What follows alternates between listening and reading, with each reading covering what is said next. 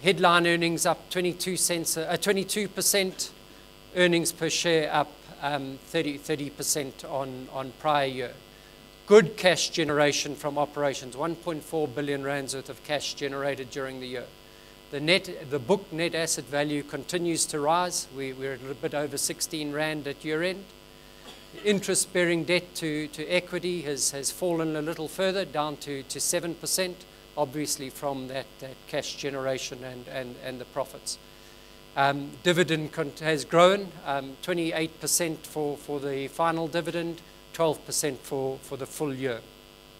And there has been a significant amount of corporate action.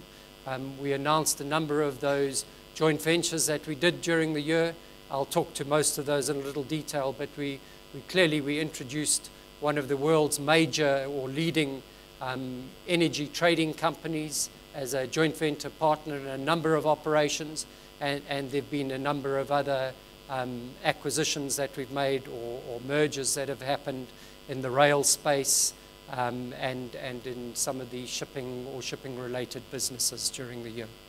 There were some challenges in the environment, particularly within the South African market, as we all know, but purely from a demand point of view, in the commodities, and particularly commodities which we find going in ships or through our facilities, we continue to see increased demand, particularly for major commodities like coal and iron ore. Oil products, and particularly started moving this year. Last year and previous years it had been fairly pedestrian. We saw over 4% growth in oil product movement during the year. Food security remains high on the agenda. There's significant demand in that space. You'll see from the graphs in the presentation, there's been continued growth in seaborne freight.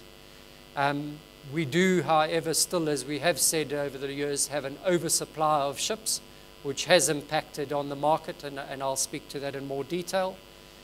And then, of course, we have continual development of infrastructure within Africa and projects that are being looked at in Africa.